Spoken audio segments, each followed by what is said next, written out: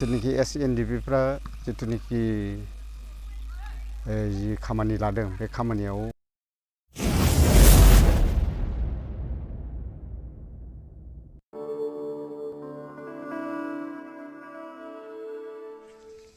दिनै जोंनि खाफुरा रायजोआ जों मोनसे थांखि लानि जाहा थांखि दंखायो सोरबा जौ लोङोब्ला सोरबा न'खराव दावराव खालामोब्ला बेखौ जों बुग्लिहैनायनिबो जा बेबायदि मोनसे बायल' दादों मोनसे आसनिखौ जों दादों नाथाय गुबुन रायजोफोरा माबायदि दङ जों बेखौ खोन्थानो हाया खिन्थु जोङो बेबायदि आसनि लानानै दिनै एसेबाबो जों होबथानो सेस्था खालामदों हायाबा जों बे गासैबो जाफुंनाय नङा आसा खालामदों जोंखौ मथथे हेफाजाब होनानै बिथांमोना जिखिनि आसनखौ लादों जोंनि जाथि थांनो थाखायसो बिथांमोना बिदि मोनसे आखायाव सांग्रांथि जानो दिनै जोंनि गेजेराव रायजोनि गेजेराव बिथांमोना फोरमायथि होदों आसा खालामदों प्रत्येक रायजोआ दिनैनिफ्राय जाय हाबाबो मोनसे रायजो मोनसे खुंनायनि समाज सेवा दङ बेनि जुगिदि माबा मोनसे जों खालामनो हागोन नामा आं बेखौसो दिनै सोंदों सोंलु खालामदों बिथांमोनखौ आरो निस्सय जुदि जों रायजो राजानो बिथांमोन जुदि मदद होनानै जुदि जोङो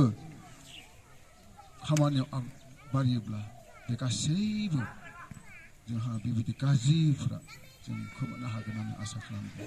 आं आरो गोबां बुंनो नाजावाखै गोबाङानो दिनैनो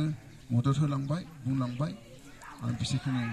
सुंद' मोनसे मन्तब्यखौ बुंनानै आं बिसोरनो फोजोबबाय गोजोन्थों लोंनानै दिनै मा होनो गावनि देहाखौ नस्थ' खालामगासिनो दङ दिनै मानो होनबा बेमार आजार मानो जादों जानाय लोंनायजों जों कारन मानो जों आबाद मावा जों हा हु थाबाबो जों खेथि मावा मानो जोंनि मावनाय दांनायफ्राव दिनै गोबां जोंनि हारिफ्रा लोरबां जानानै दिनै बेमार आजारा दिनै आक्रमन